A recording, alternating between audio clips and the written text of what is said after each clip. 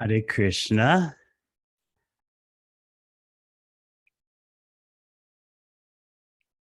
Today we'll be touching upon, of course, Srila Bhaktivinoda Thakur, because it's his appearance day. And also, we've just celebrated the appearance day of Lord Vamanadeva. Keshavadrita Vamanarupa Jai Jagadisha Hare. We'll discuss not so much the Leela, but some incisive teachings that are so applicable for us today. The words of Lord Vamanadeva about contentment, satisfaction, ever escalating material desire, and insatiable greed.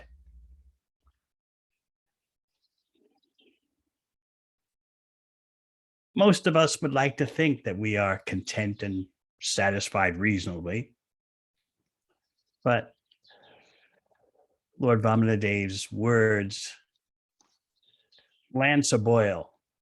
They show what's underneath the hood, what's underneath the bonnet of our material existence as we try to make spiritual progress. We should also bear in mind this weekend was the appearance of Srila Jiva Goswami. Vande Rupa Sanatana Raguyago Sri Jiva Gopalaka.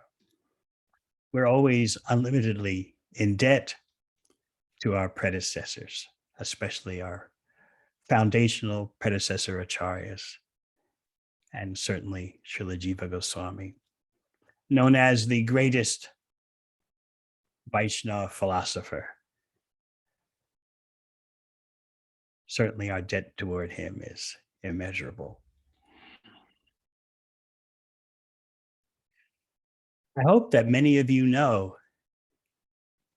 not only was Bhaktivinoda Thakur a great philosopher in terms of his conveying the eternal truths, but also he wrote volumes of songs. Some of you may not realize that many of our commonplace Vaishnava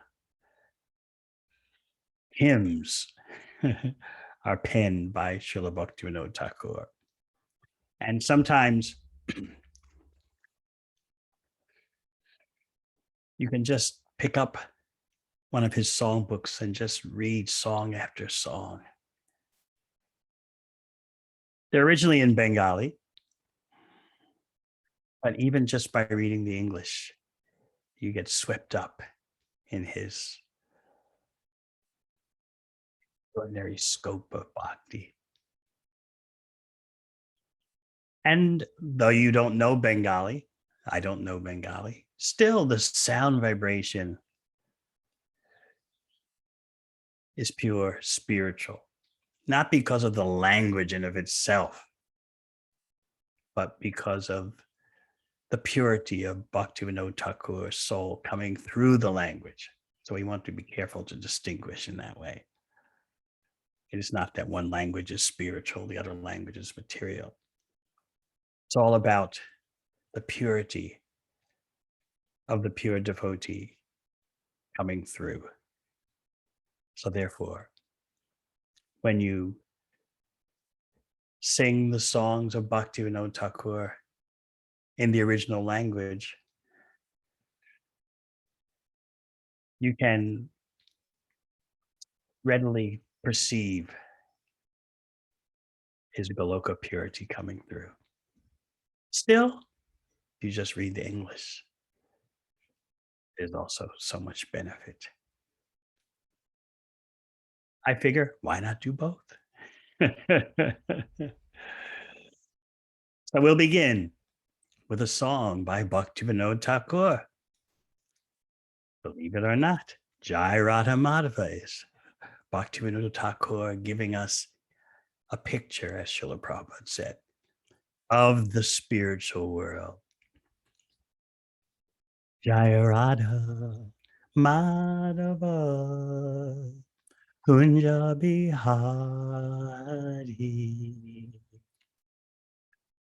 Gopi Janabal Laba Irid Bharadhari Yasodanandana Brajajana Ranjana Yamuna Tira Vanachari Jaya Radha Madhava Kunja Bihari Gopi Janaballabha Giridvaradhari Yasodanandana Brajajana Ranjana Jamuna Tira Vanachari Jaya Radha Madhava Kunja Bihari.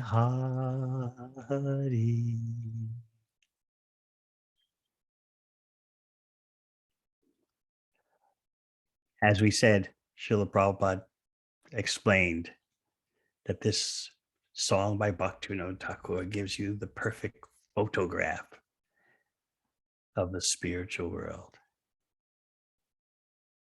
All glories to Radha and Madhava. And of course, Krishna is never alone.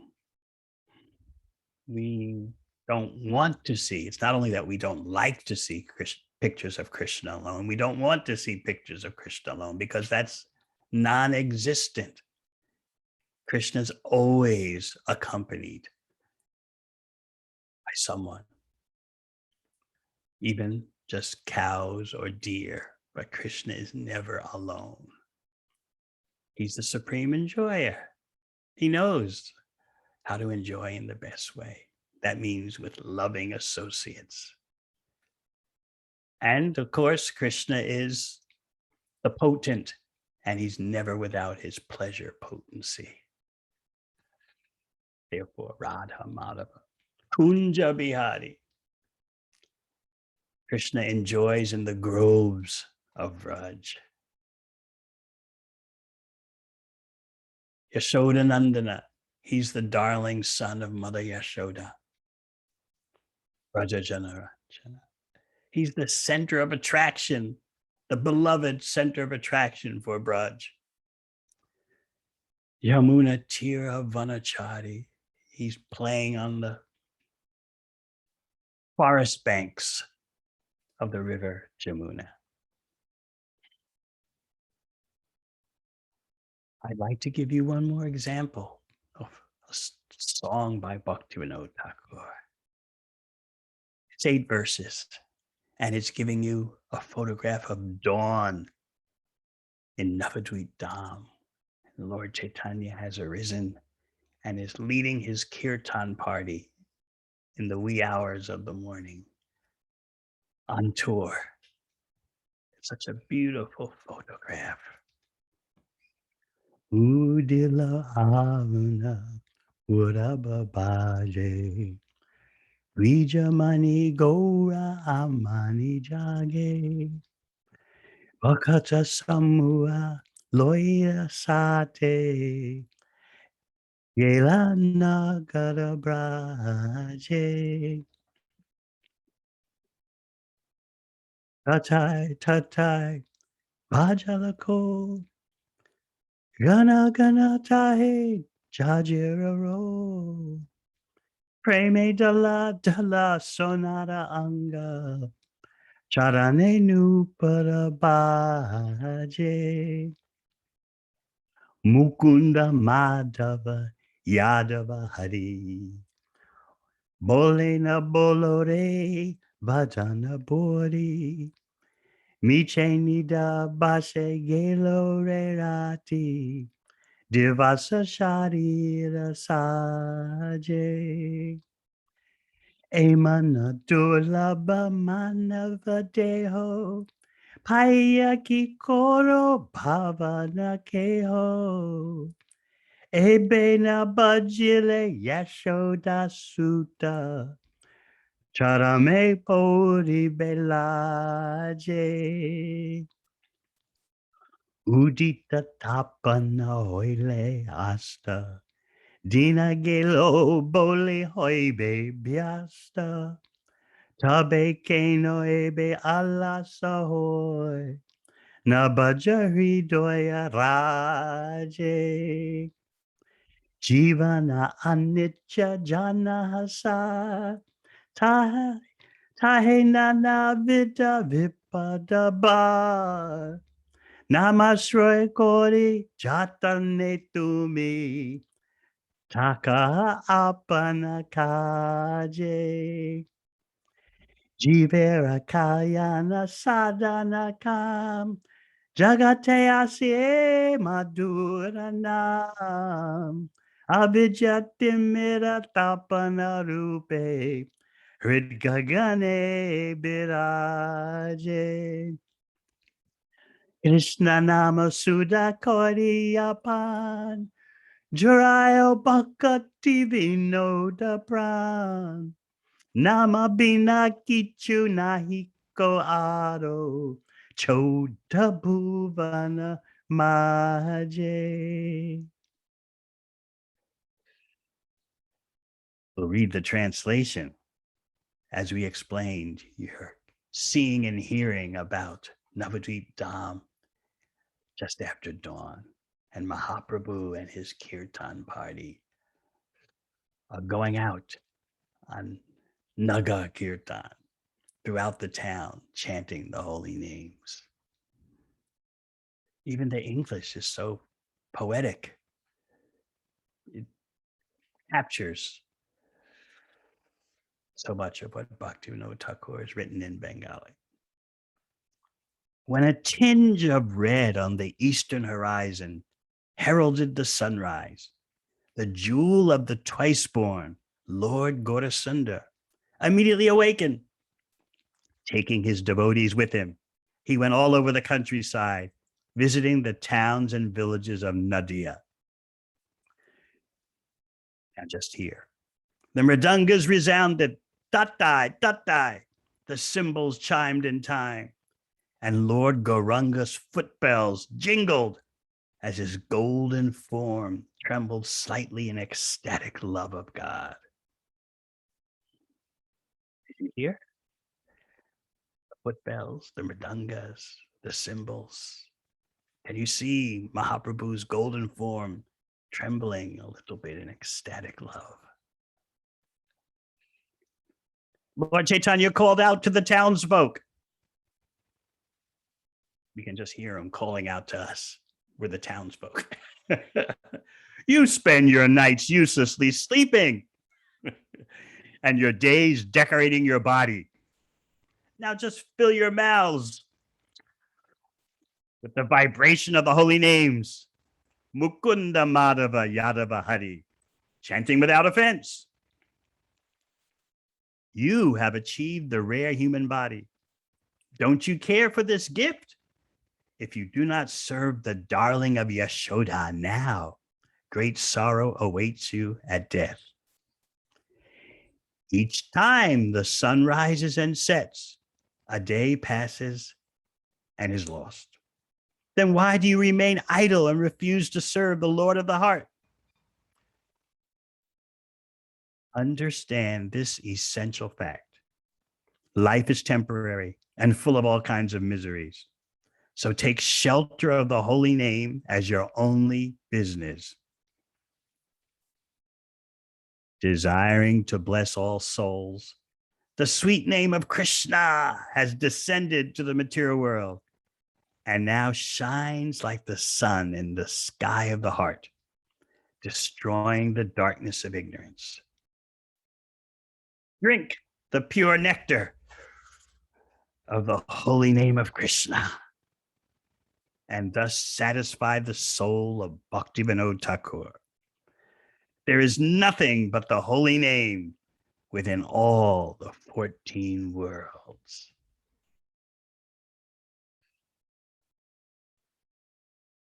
I always like to meditate, especially on that last point of cosmological significance. There is nothing but the holy name within all levels and dimensions and planets of the universe. Let us beg that we can chant with that kind of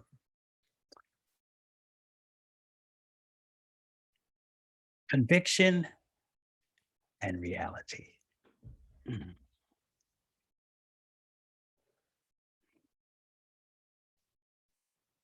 Om Gana Chimarandasya, Gananjana, Shalakaya, Chakshun Militang Yena, Tasmai Shri Gurave Namaha. Jai Sri Krishna Chaitanya, Prabhu Nityananda, Shri Advaita Gadadhar, Shivasati Gaur Bhaktivinoda. Hare Krishna, Krishna Krishna, Hare Hare, Hare Rama, Rama Rama, Hare Hare. Lord Vamanadeva. 8th canto, Srimad Bhagavatam, of course. Shivadrita Vamana Rupa Jaya Jagadisha Hare. Let's go to that crucial scene where Bali Maharaj offers the dwarf Brahmana boy anything you want: gold, villages, Brahmana girls to be your wife, cows, you name it, I give it.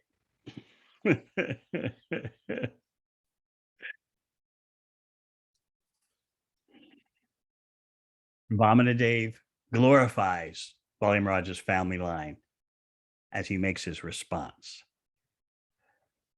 Vamanadeva makes his response. Oh, your family is so famous for charity. And you, as the genuine inheritor of your family tradition, you're also famous. But I just want 3 steps of land according to my measure. That's all I want, 3 steps of land.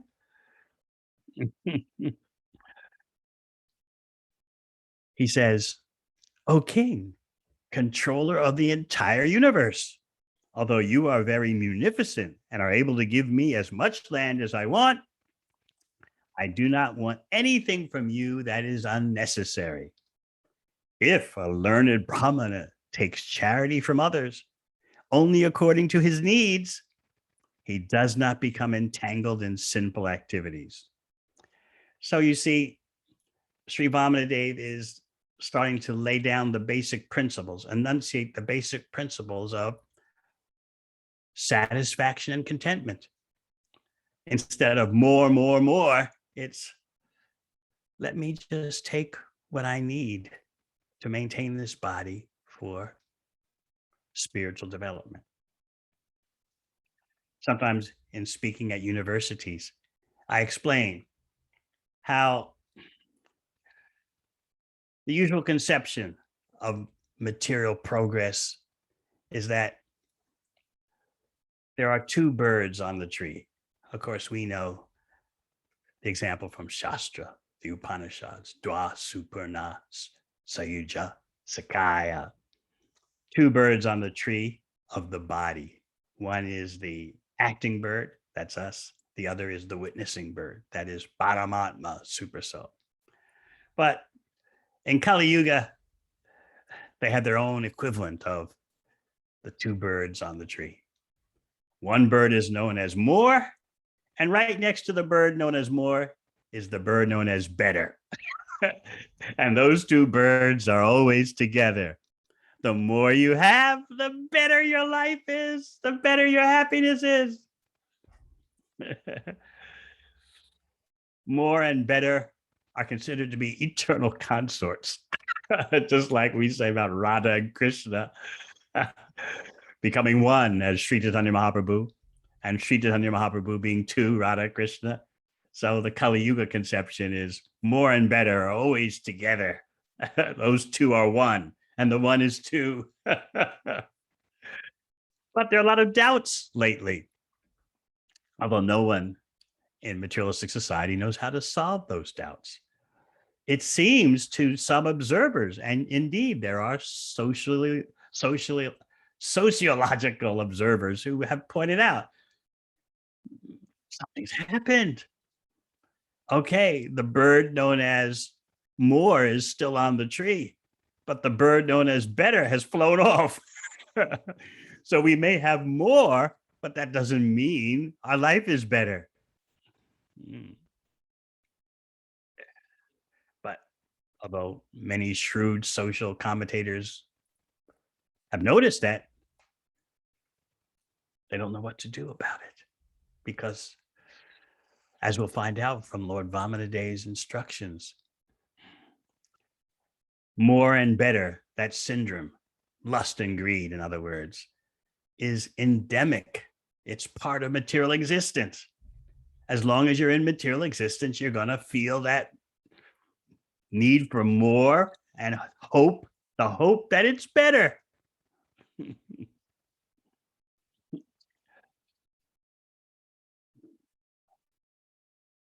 It's a trick, but the trick is too powerful for us to resist materially.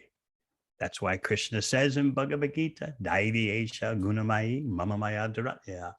This material energy of mine is practically impossible to overcome unless you do things my way.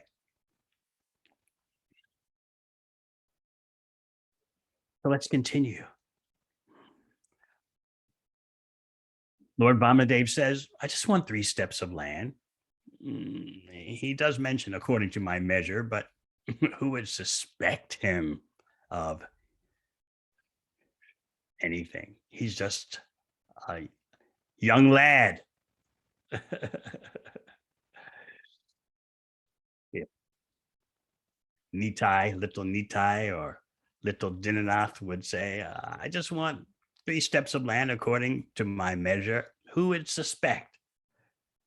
Of course, later we find out there is one person who suspected immediately, and that is Shukracharya, the Karmakanda, or fruit of activity priest of Bali Maharaj. And Shukracharya, being a priest for ritualistic elevation to the heavenly planets, good karma, nothing spiritual. Being that kind of priest. Even today in India, you'll find those kind of so-called gurus. Kula gurus, family gurus who, oh yes, we can help you with this ritual, that ritual, prosperity, health, wealth, sure. We've got a yagya for you.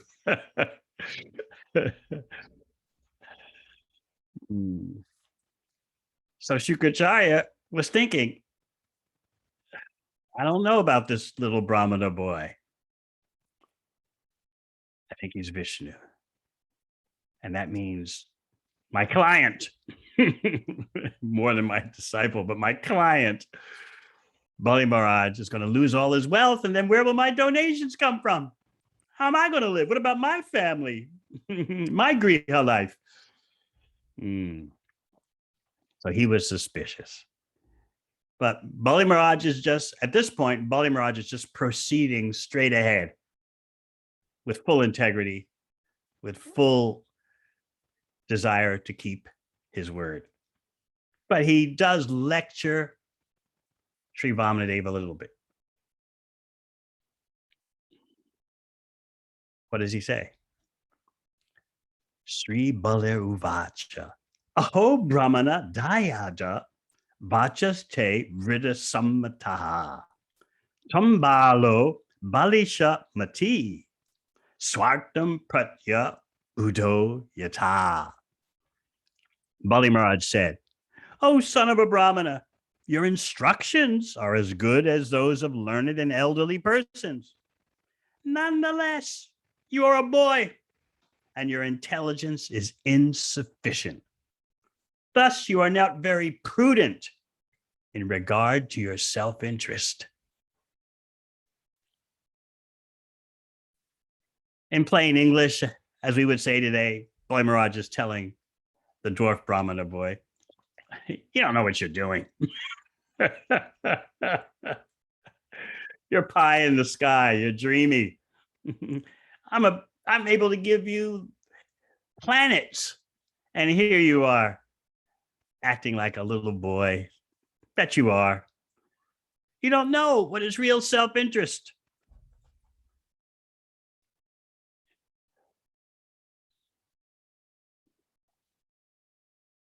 From the material point of view, devotees don't know their self-interest. People think that the life of a bhakti yogi is one of deprivation. All the essentials of life are forbidden. And you're spending your time uselessly chanting, reading, serving, when you should be thinking of your own self-interest, how to get what you want, how to please yourself and please those who are favorable to you, and avoid those who are unpleasant, who can't do anything for you. So Bali Maharaj is not reprimanding Vamanadeva, but just like, ah, you're nice, but you don't know what you're talking about. You're dealing with me, Bali Maharaj, the proprietor of the universe. I can just see Vajrasena and Bhagavan making a drama out of this. I have them in mind as I'm going through this.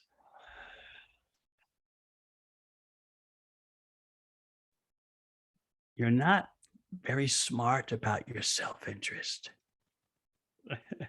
You don't know how to get out and grab the gusto. Make your mark in this world. Now, he's actually right, as Srila Prabhupada points out in the purport. He says the Supreme Personality of Godhead, being full in himself, actually has nothing to want for his self-interest. So in this way, Bali Maharaj was right. Lord Vamanadeva had not gone to Bali Maharaj for his own self-interest because as a Supreme Personality of Godhead, he has everything. Sarva Loka Maheshwaram, as he says in Bhagavad Gita. I'm the proprietor of all the planets. So yes, Lord Vamanadeva is not showing material smarts about his own personal interests because he has no personal interests as we would define personal interests. Everything is already his.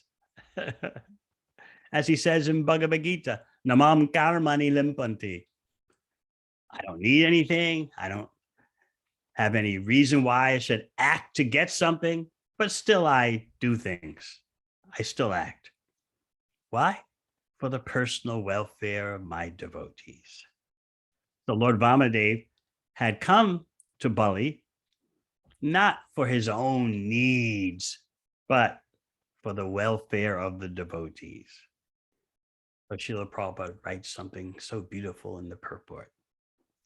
Devotees sacrifice all personal interests to satisfy the Supreme Personality of Godhead. And similarly, the Supreme Lord, although having no personal interest, can do anything for the interests of his devotees. One who is full in himself has no personal interest. So what else does Bali Maharaj say in his lecture, brief lecture? I'm able to give you an entire island, meaning a planet. From the Vedic point of view, the universe is like an ocean of space, and the planets are like islands in that ocean of space. So I'm able to give you a whole planet. You come get some charity from me, well and good. You've pleased me by your sweet words, even better. But you're only asking for 3 steps of land? You're not very intelligent. So Bali Maharaj is being very cordial and very forthcoming and hearty at the same time. Inexperienced little boy. Send him home to his mother. I'll give him something. 3 steps of land, sure. You can imagine Bali Maharaj's surprise, while at the same time he's being pragmatic. You're just a little boy. What do you know? At the same time, don't you know who you're dealing with? You've hit the jackpot. You've won the lottery. I can give you planets, what to speak of villages. And all you want is 3 steps of land? Oh, okay, okay. You're a sweet sounding little boy. So that's the way it is. That's the way it is.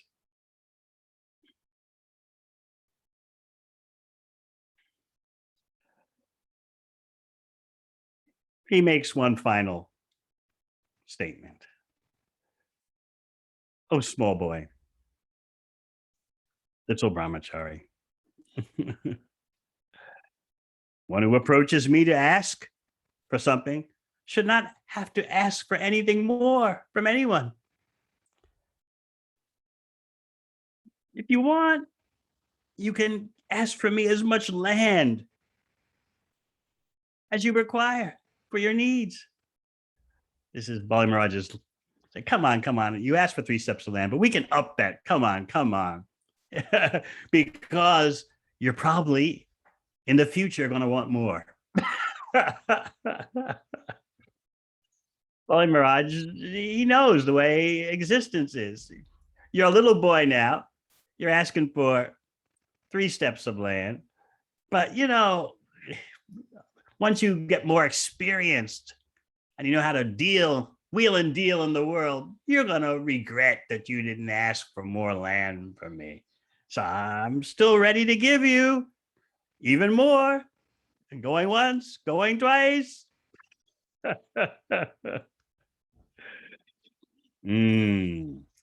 So what's the response from Sri Vamanadeva? Sri Bhagavan Uvacha Yavanto Vishaya Preshtas Trilokyam Ajitendriyam Na Shaknuvanti Te Sarve Pratipurayatum Nipa. Oh, my dear king, even the entirety of whatever there may be within the 3 worlds to satisfy one's senses cannot satisfy a person whose senses are uncontrolled. The Lord Vamanadeva is saying that even if you possess the whole universe, if your senses are uncontrolled, you won't be satisfied. So it's the success of life is not about how much you have, but about can you control your senses? Because as long as we cannot control our senses, there's never going to be contentment and satisfaction. So please get this underlying principle. It's very crucial. I've been thinking about it very deeply. Life is not about getting, materially speaking. It's about controlling the senses. We're not taught this in a consumer society. We're primed for getting, for acquiring. Whereas real human civilization is all about controlling, self-control. Then you can be happy in any situation. Without controlling the senses, you're just caught in a wildfire, massive bushfire that just increases and increases. Just like the massive fires afflicting various parts of the world from time to time, USA, Siberia, Australia. They just gobble up acreage after acreage. The only real hope for to extinguish such massive fires is if the weather changes. The conditions for the fires are so, well, more than ripe. The wood is so dry. The bush is so dry. And the temperatures in the air are so hot. So there has to be fire.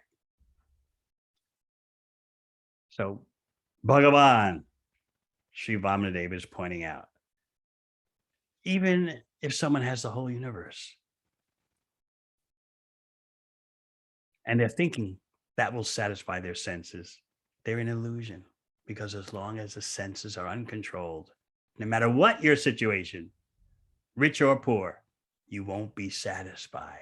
Satisfaction is in a different category, a different box. You get it? So we have to deprogram ourselves because our intelligence is so primed for expansion, more, more, more. Even though we may think, oh, actually, I don't want much more. I want just a little more. Still, if we examine very closely, there's that disease of more. We're thinking maybe very subtle. We're thinking, if I only had this, then I would be happier. If I only had that, then I'd be happier.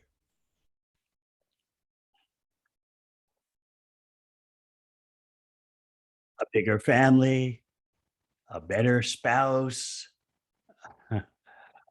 another of this, a better of that. This contamination makes our life difficult. And it's very difficult to see. We're so addicted to thinking that material adjustment will create internal adjustment. External adjustment creates internal adjustment. If I would only have this and that, then within I would feel content. You really have to catch yourself thinking like that.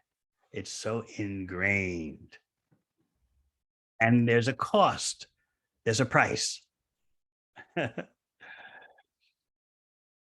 have to pay the cost to be the boss.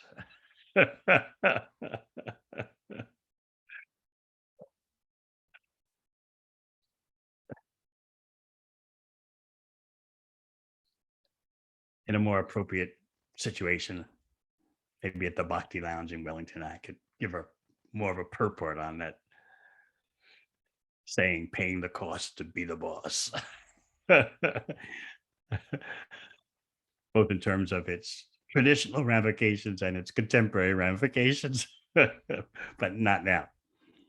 So you want to you want to be in charge of your life of acquisition, comfort, stability, surrounded by the fallible soldiers, as Shukadeva Goswami calls them.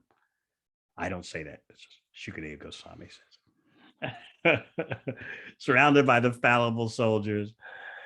And you hope everything is going to remain on keel. Everything is going to remain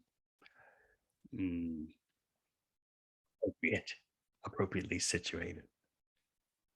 But no, there's no self-control or not enough self-control, and therefore we can never be satisfied. I don't know if you've ever, I think you have, everyone's been in such a situation where you're around someone, maybe at work, or maybe in the devotee community, and maybe in your home. You're around someone for whom no matter what you do, they just are not satisfied. It's really a miserable feeling, isn't it? Just like you want to just pull your hair. Everything I do, you're never satisfied with. What should I do? Just disappear from the world? Will that satisfy you?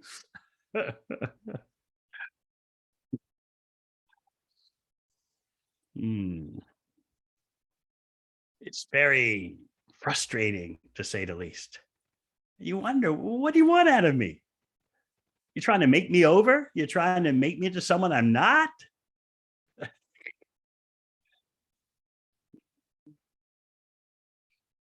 And of course, this principle of dissatisfaction affects us not simply on the small scale level, family, clan, dynasty, neighborhood, but on an international scale. No one is being taught how to be basically satisfied.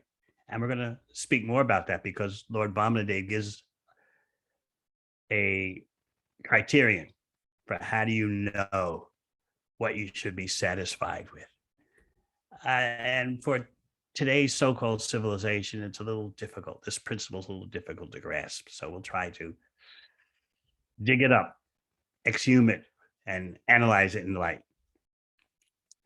So, all right, we discussed Bhagavan saying, even if you have the whole universe, you can't control your senses.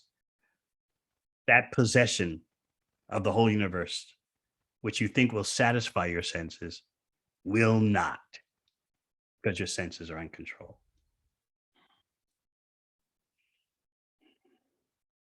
Without contentment, you can't be satisfied. What does it mean, though, to be content? How do you achieve contentment? We'll talk about that, as we said. But for now, we continue with the response of Sri Vamanadeva. Chibi kramaya asantushto dvipenapi napuryate navavarsha sametena sapta dvipa varech chaya. If I were not satisfied with 3 paces of land, then surely I would not be satisfied even with possessing one of the 7 islands consisting of 9 varshas. Meaning, I wouldn't be satisfied even if I possessed one of the planets. And the planets having 9 varshas.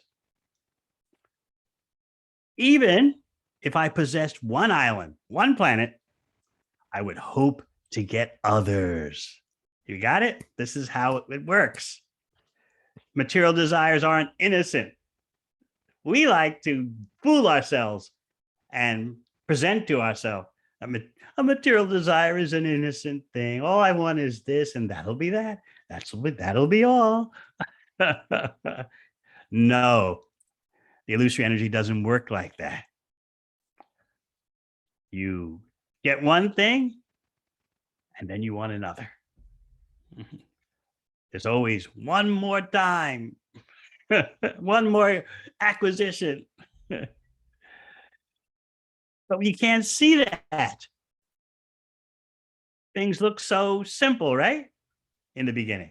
All I do is get this. All I do is do that, and finished. I know when enough is enough. Believe me. Trust me. Doesn't work like that because you're dealing with Maya. You're blinded. And it's really tough for us to accept. It's difficult for our pride to accept that we're flying blindly, flying an aircraft through the night sky, and there's no instrumentation.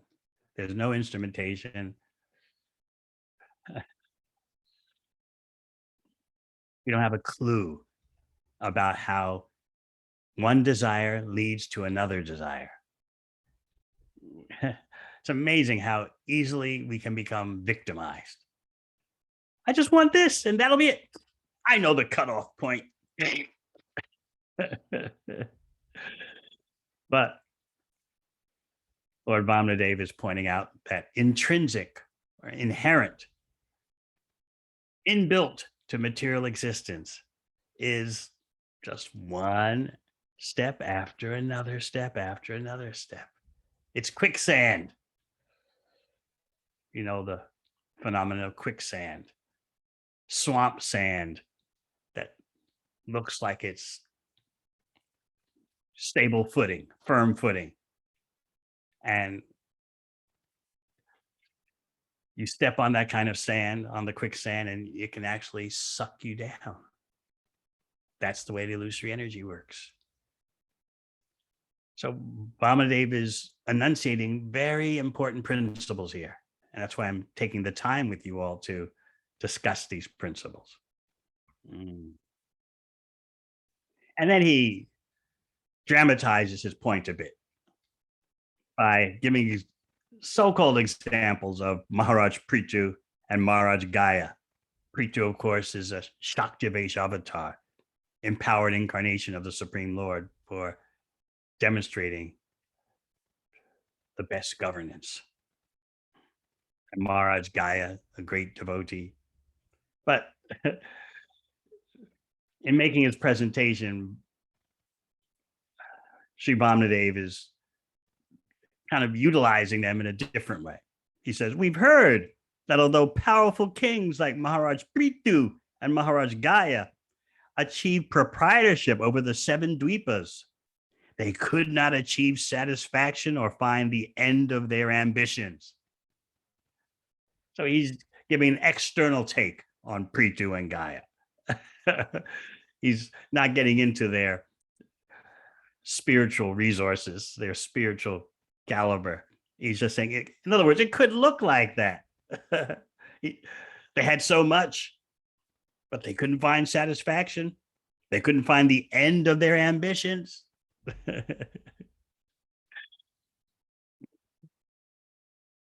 Remember, previously, earlier in this chapter, Lord Vamanadeva glorifies Bali Maharaj because of his being in the line of Hiranyakashipu and Hiranyaksha. And Vamanadeva again stretches things a bit just to make his point by saying it was only with great difficulty that Vishnu defeated Hiranyakashipu and Hiranyaksha. This is the kind of family you come from, with such valor, with such chivalry, with such ferocity. Bit of over dramatization, but when done by the Supreme Personality of Godhead, of course, we relish it. Similarly, even kings like Prithu, Shaktivesh avatar, couldn't achieve satisfaction or fulfill his ambitions. Okay, now we get to the point that's difficult for our mindset, our contemporary mindset. Yadrich papannena santushto vartate sukam na santushtas kabir lokaya ajitatmo prasadatai. One should be satisfied with whatever he achieves by his previous destiny, for discontent can never bring happiness. A person who is not self-controlled will not be happy even with possessing the 3 worlds. So we're supposed to be satisfied with the position which we're placed by providence. We're supposed to be satisfied with whatever we've achieved by our previous destiny, the results of our past lives activities. We should be satisfied with those results. How do you know what's destiny? What's the level of material fulfillment, the level of material success that's your destiny, and what's not? Maybe you're just being lazy. People often would say that about India before the huge IT explosion in India. at our retreats for young Indian professionals and students who come to Australia, I often tell how when I first took up the bhakti practice back in the 70s, early 70s in the USA, no one knew anything about ashrams and yoga and mantras, and vegetarianism was so strange. And so all they knew, the average American, all the average American knew was that India is a land of starving people. That's all they knew. So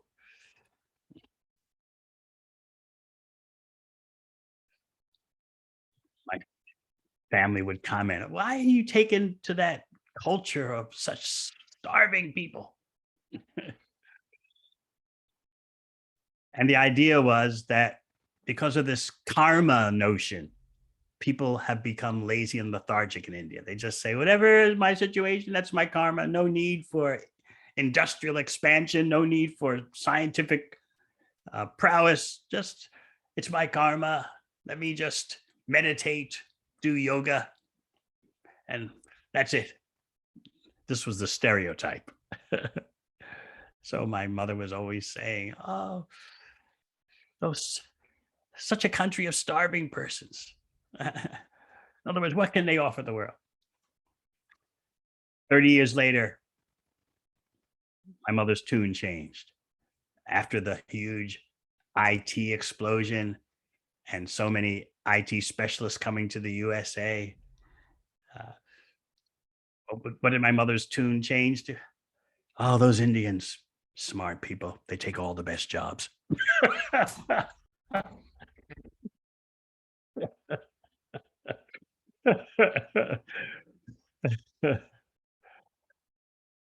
So, this notion that understanding the activities of your past life leading to what you get in this life, many persons think that will take away your initiative. You won't get out there and scramble and hustle and claw your way through material existence, swimming with the sharks, battling the gators as you try to climb up the social ladder, the economic ladder. Even the relationship game requires some clawing and grappling and punching and ducking. And of course, there are happy times too. So, how do we know what's our destined arrangement? Mm,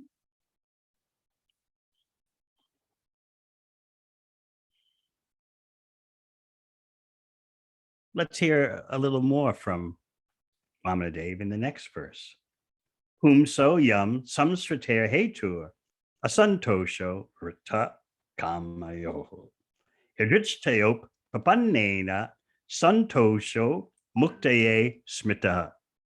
Material existence causes discontent in regard to fulfilling one's lusty desires and achieving more and more money.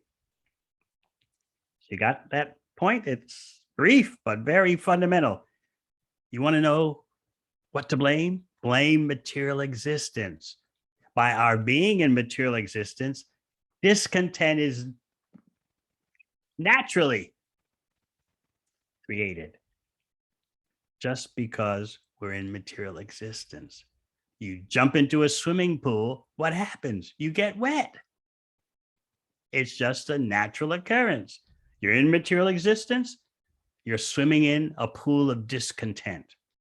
In fact, the material existence causes the discontent. Even though you're lusting for this, lusting for that, more, more, more. And because of that discontent, which must be there, you take birth after birth because each birth is a opportunity to try and fulfill desires that are never fulfilled. So Vamanadeva says, this is the cause for the continuation of material life. which is full of repeated birth and death. But one who is satisfied by that which is obtained by destiny is fit for liberation from this material existence. So how do we know what's obtained by destiny? Does that mean we just sit around and do nothing? All of you will say, we can't do that. We've got to do something. We've got to act.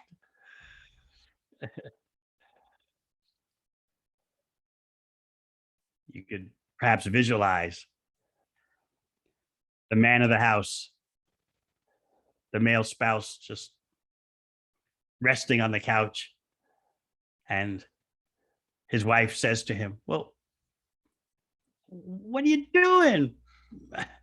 Oh, I'm just accepting whatever is my destiny.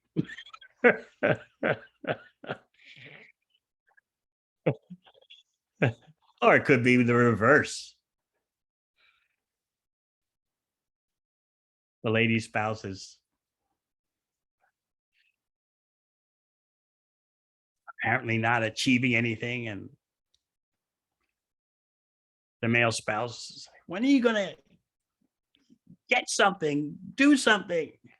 There's always that urge and that pressure from others, the urge from ourselves and the pressure from others.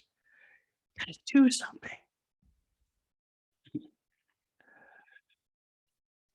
I often give the example, you've heard it many times, of my father telling me when I was 14. He was worried. Although I was studying hard in school, I wasn't socializing much, and I didn't seem, he detected I was missing something, that material acquisitiveness. So he told me, I'll never forget. He said, son, always remember, life is not a spectator sport. You've got to get on the playing field and hustle. Move the ball up the field. Do what you got to do to win.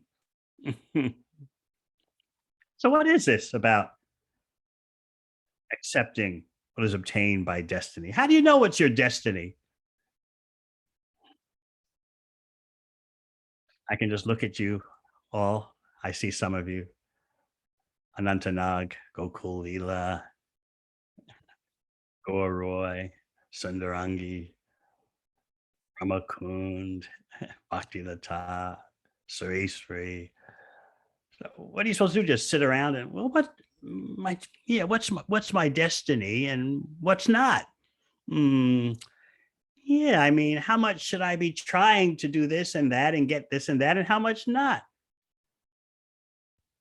Should I just sit around and just wait for my destiny to come? Mm. Here's the way you judge. I see Krishnananda is really alert on this point. Oh, okay, tell us, how do we know what's our destiny and what's just unnecessary ambition, unnecessary striving?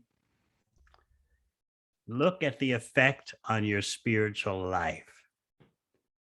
What's an over endeavor for one person is not for another. So you have to look at things individually and honestly. If by striving for something in this world, you're sacrificing the quality of your spiritual life, then over endeavor, you're going beyond what is easily available to you by your destiny. Your destiny will come in terms of wealth, in terms of comforts, in terms of distress, in terms of obstacles. It will come. That doesn't mean, knowing that, you should be lazy and indolent, lethargic.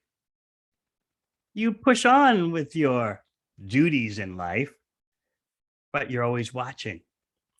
How do my ambitions and activities for interacting with the material world affect my spiritual life? Bhaktivinoda Thakur, this is his appearance day. He had 14 children. Who can handle that these days? Dayala, you want to imitate. Most of our parents these days they're challenged with one child. Therefore, they have the mantra, one and done.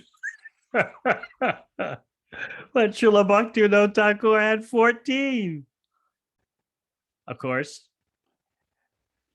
while having 14 children, he would wake up in the middle of the night and write so many books and then go to work the next morning. Mm. And he describes in his song, Shuddha Bhakata Charanarenu, Bhajana Anukula. He describes how he's doing arti in his home. And while doing arti for his deities, he sees his whole house transform into Goloka Vrindavan. So he's showing you the peak potential of household life. So he was able to handle all that, 14 children, and even have a son, Srila Bhakti Siddhanta Saraswati Thakur. So it's individual. And you have to honestly look at your own ambitions for setting yourself up in the material world, making some material economic progress. You have to watch and see the effect on your spiritual life. And that effect will be different for different individuals.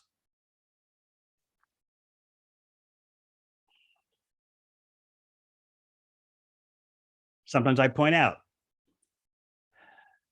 householders have this term money karma. Some householders, money comes to them, inheritance, business, whatever. It just seems to come easy.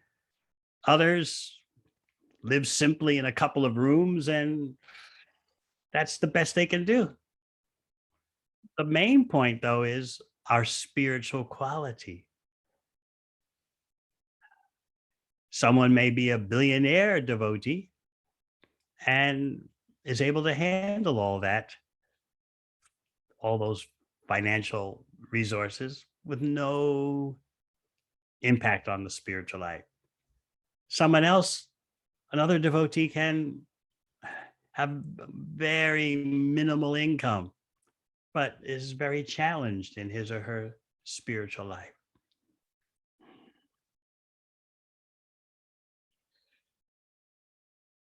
Just a little bit of material endeavor trying to cope with the material world baffles some devotees. They just don't have the karma for extracting from the material world in an easy way. It's a battle for them. It's a struggle dealing with the material world. So they should be content with living very simply.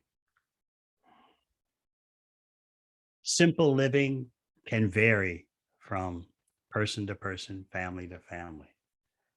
But because we're creatures of social comparison, we're always looking around. What do they have? They have more children. Why don't we? They do this, they do that. Why don't we? It's unavoidable unless you're very strong internally and you've really taken the time and made the effort to identify what comes naturally to you and what doesn't. So therefore, as Prabhupada writes in the purport, text 24, if happiness is the ultimate goal of life, one must be satisfied with the position in which he is placed by providence. And Prahlad Maharaj also gives the same instruction in the seventh canto. Take happiness that comes automatically without endeavor. Because just as sure as your distress comes without endeavor, in the same way your happiness will come. So what should you do if you don't try to be happy? Try to be Krishna conscious. That's the great calling in life. Let's be ambitious in that way.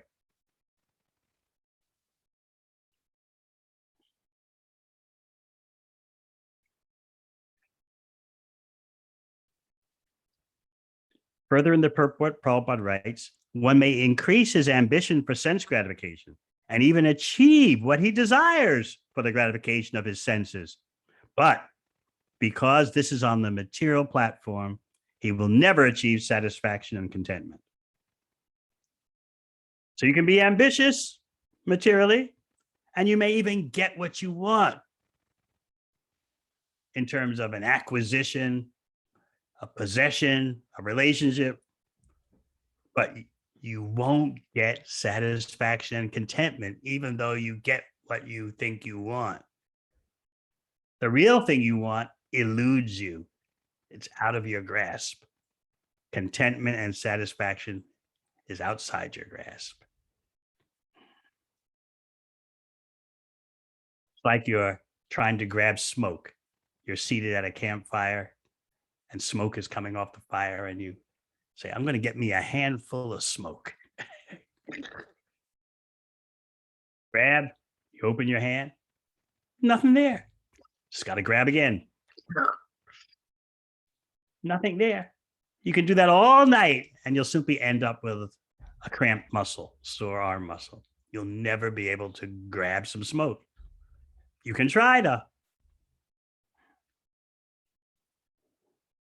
So finally, Lord Vamanadeva says that, especially for a Brahmana, if the Brahmana is satisfied with whatever is obtained from providence, such a Brahmana is increasingly enlightened with spiritual power. But for the dissatisfied Brahmana, the spiritual potency decreases, like what happens to fire when water is poured upon it. So in conclusion, therefore, O king, you're the best of the charity givers. I ask only 3 steps of land. By such a gift of only 3 steps of land, I'll be very pleased, because the way of happiness is to be fully satisfied, to receive that which is absolutely needed.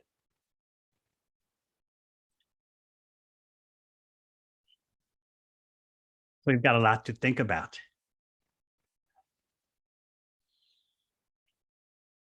How to understand what is our destiny, what's given by providence, our basic setup. And we judge that. We analyze our endeavors in terms of how is our spiritual life affected. If our spiritual life is negatively affected by some material endeavor, then we know we need to make a correction. So what's over endeavor for one devotee is not for another. This is another reason why the guidance of the spiritual master is so important. Maya is tricky, as Krishna himself says. But Krishna has given you a solution. You have the guru, you have the saintly persons, you have the association of devotees. No need to reinvent the wheel month after month, year after year. All right. Any questions?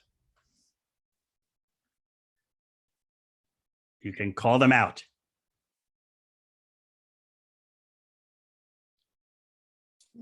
Hi, Krishna Gurudev. We can verbalize the questions. Sure, that's the best. More personal for me. Okay. Yeah, I had a question around whether something is destiny or just or like an example would be, well, we're struggling a little bit with our money, but it might be just if you find a lot of I deal with sort of business people who find in the education system that we live in, we're not taught how to budget. We're not taught a lot of skills actually around actually taking care of our finances, as an example. Like, so in a sense, how much is that destiny or just a lack of education that we're not experiencing? You know what I mean? If you're trying to take care of your finances, but actually you've not been taught how to take care of your finances, is that destiny, or is that just a lack of education from where how do you weigh up how much is destiny and just a lack of understanding how that works? You could say, like with cooking, for instance. It's both your destiny and lack of education, and lack of education is part of your destiny. Yeah. So you can try to learn how to budget, how to save, how to be thrifty. Go ahead. But the main thing is your spiritual quality. So go ahead, learn how to budget. Yeah, because you could in one sense say, well, it's just my destiny. I'm not even going to bother to learn how to be competent at dealing with my finances or dealing with my... You can try to learn that. Some persons can't, though, and still Krishna takes care of them. Yeah. I was just telling my mother, I was reminding my mother the other day. She denies it now. I don't remember that. But I said, when I was, 13, I complained that I was only getting 50 cents a week allowance. And all the kids in my class were getting, at school, were getting $1, $2. And I was just getting 50 cents, which is enough for 3 half-liter bottles of Coca-Cola per week, with 5 cents left over for a Snickers candy bar. So I said, how come I'm only getting 50 cents a week allowance? My mother told me, you want more money? Go out and get it. I said, oh, is that the way it works, huh? So when I was 14 and 15, I had a newspaper delivery route in the same neighborhood where I lived. And I started with 50 customers and then built it up to 150 customers. But in order to deliver newspapers, I had to get up at 4 o'clock in the morning, because that's when the newspaper people dropped off the newspapers. You had to be there to get them and then do the door-to-door delivery. So 4 o'clock in the morning, I get up. So I told my mother, don't you remember me getting up at 4 o'clock? I don't remember that. You never got up at 4 a.m. when you were living with me.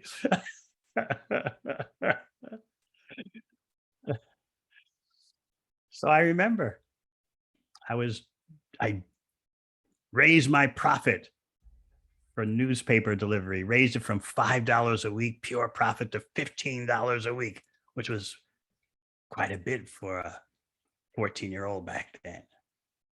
So I told my mother I was financially self-sufficient, except for housing expenses and food. I was paying for everything, my own clothes, my school lunches, my school transport. I was paying for all of that when I was 14. You told me if I want money, go out and get it. Of course, I didn't have Krishna.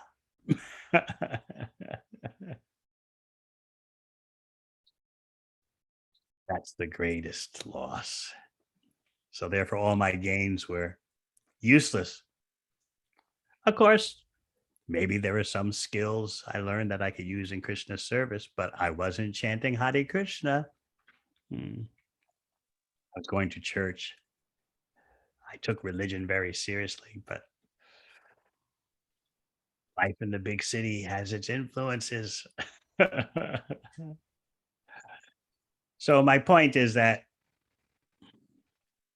you try your best to execute your material duties for your ashram, your particular ashram. Grihastha ashram has needs and necessities, but you always watch and see, how is this affecting my spiritual life? If it's affecting my spiritual life negatively, then it's an over endeavor. I'm being artificial. So that's how you judge. Okay, learn budgeting, learn this financial skill, that financial skill, but keep an eye on your spiritual life. Okay. Thank you, Gumaj. Thank you. Next question. Dinanath, do you have a question? Yes. What is it?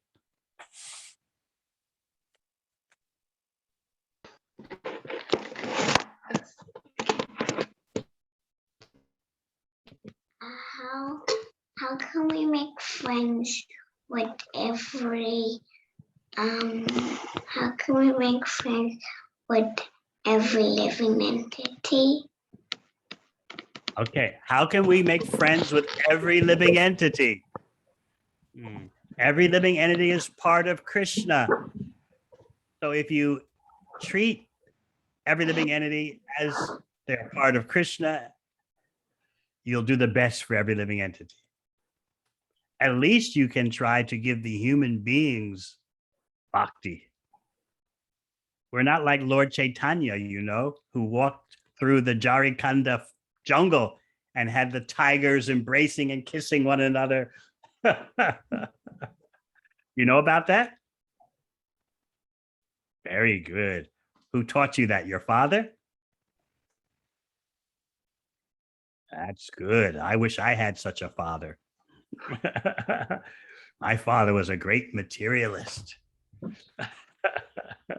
Your father is a sadhu, a saintly person. Another question. Yes, someone was about to speak. Hare Krishna Gurudev, Manobi Ramdas here.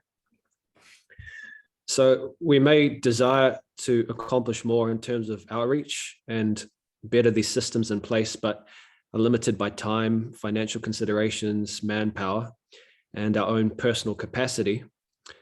So should we be satisfied knowing that the circumstances are out of our control and take opportunities just as they come, or endeavor to make necessary arrangements to create opportunities? We should always be thinking how to expand Lord Chaitanya's mission. That's our desire. And we know that unless Krishna gives us the intelligence and the energy, we won't be able to do it. So we're always thinking big, while at the same time being beggars. We don't have what it takes to get the job done unless Krishna empowers us. So we're feeling helpless in that way. Read Prabhupada's prayers upon his arrival in the USA, Markine Bhagavat Dharma. This week is his arrival. So the anniversary of his arrival. He's presenting himself as so helpless. I'm just your puppet. What can I do? But it's your desire that these people become Krishna conscious. You put them into Maya, you've got the power to bring them out of Maya. I'm just begging. So yes, we should have big ambitions. At the same time, we should realize how tiny we are, and we're just begging for Krishna's empowerment. We're endeavoring and begging. We're not just being lazy and begging. We're endeavoring and begging. We're always asking Lord Chaitanya. We're always praying to our spiritual master. What is my capacity? Am I just coasting? Could I be doing more? Please show me how. I'm open. Just convince Krishna you're open for better awareness of what your capacity is and what more you could be doing. Don't have the stubbornness that I know me, it's a done deal. Look, I can't do any more. This is the way it is. I'm at maximum capacity. I know me. Too much devotional service has worn me out. I know me.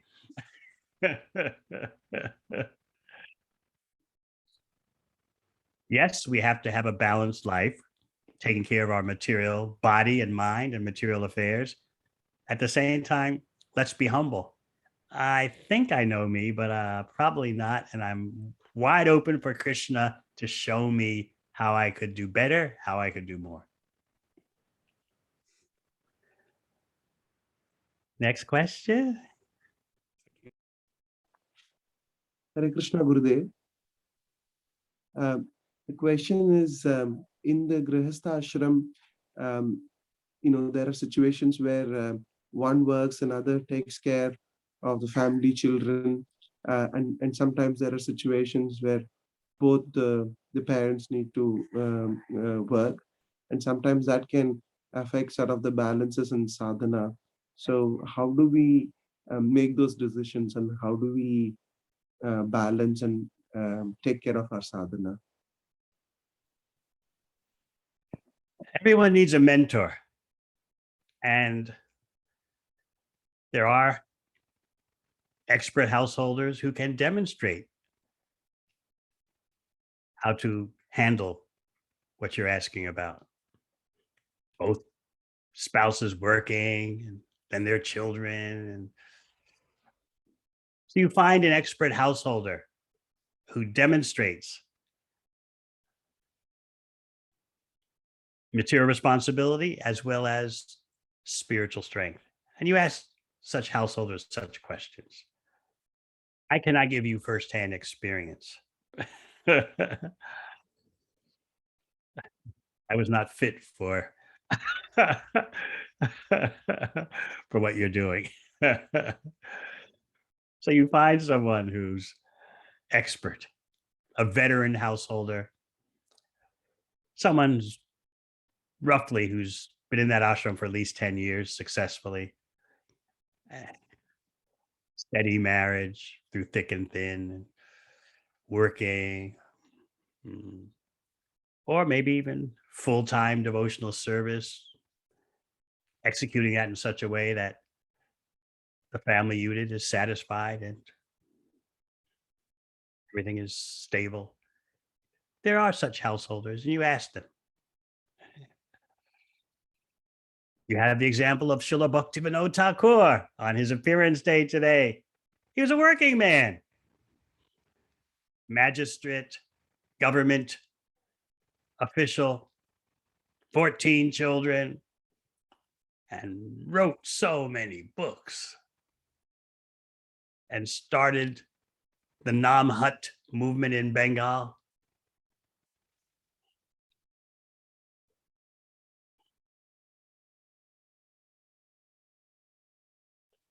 Householders need a mentor because otherwise situations can look perplexing, overwhelming. Guidance is the wealth of bhakti.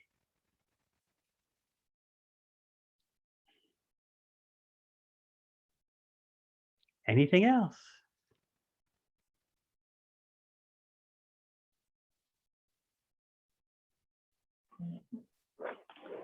Hare Krishna, Gurudev. In the last question answer and session, you were mentioning a reality check. You said, going forward, devotees need to be self-sustained for their inner development. Would you able to please elaborate on that? You'd have to remind me of the context of that statement. I can't remember the context. I just remember the statement. Well, it's a tough statement to elaborate upon if you don't give me the context. But say it again, I'll give it a go. With the pandemic and stuff, you were saying, going forward. Pandemic. Oh, now you're getting more elaborative. Yes? So, going forward, devotees need to be more self-sustained for their inner development. Yes. I've seen in my contacts throughout the world that devotees many times are not conscious of how the pandemic has rattled them. It's put persons on edge, and that also happens to devotees unconsciously, though, because devotees know we're all transcendental, right? So I've seen that disturbances and commotions between devotees have increased. You know, these lockdowns. uh, mm, yes, many of us devotees like them because we could focus on our hearing and chanting, but at the same time, after a while, it can get to you, and you have to be conscious of that. It can kind of rattle you a bit in terms of your social dealings because it's not natural to be cooped up. You naturally want to just be free flowing, go here, go there, do this, do that. And so when you're just compacted, it unconsciously produces some stress. Other places are not locked down like we are here in Auckland. Other parts of New Zealand aren't locked down like that. Other parts of the world aren't. But then there's the anxiety, wear a mask, not to wear a mask, social distancing, not social distancing, who's not wearing, who's wearing, do we need a booster shot, do we not? It's just the experts often don't agree. Who do you trust? In the age of Kali, who do you trust? So this creates anxiety, which leads to stress and disagreement. Should I go to India? I want to go to the Dham, Mayapur Dham, Vrindavan Dham. Is it a good time? Well, how do I get a visa? You can't go on tourist visa. Oh, is there another kind of visa I can get? What to do? Everything is complicated.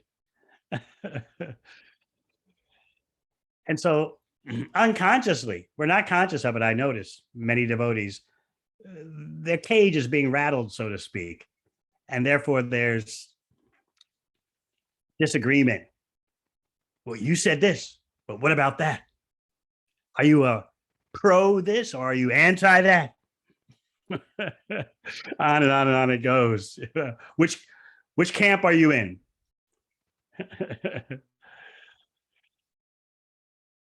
What do you think about this issue? What do you think about that issue?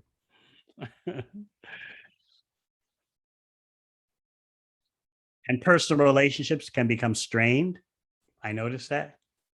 This whole COVID situation is unique for the world's population after the pandemic around 1917, or the one that lasted for a few years, the so-called Spanish flu pandemic. So there's nothing new in history, but each generation thinks, oh, this is different. On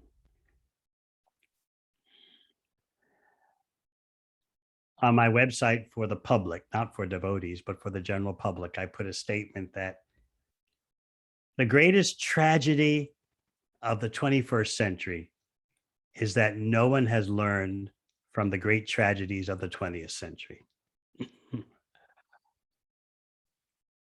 Human beings in the grip of the illusory energy are making a mess of things time and time again. This reminds me of a sort of mantra I learned while studying history at the university under world famous professors. The only thing you really learn from studying history is that no one learns by studying history. They make the same mistakes again and again. That's the foremost historical lesson. No one learns by studying history in terms of not repeating the same old mistakes. So I can see amongst our devotee population in all parts of the world, there's a bit of dissonance in the atmosphere. And we have to be careful that such material influences don't unduly affect us. We have to be aware of what's going on. There's so much commotion in the atmosphere in the world now.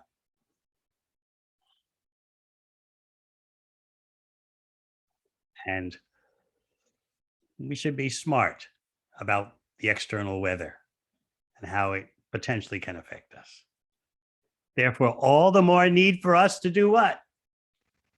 Hare Krishna, Krishna Krishna, Hare Hare, Hare Rama, Rama Rama, Hare Hare. So on that note, I will take your leave. Nice to see Janeshri Devidasi and spouse.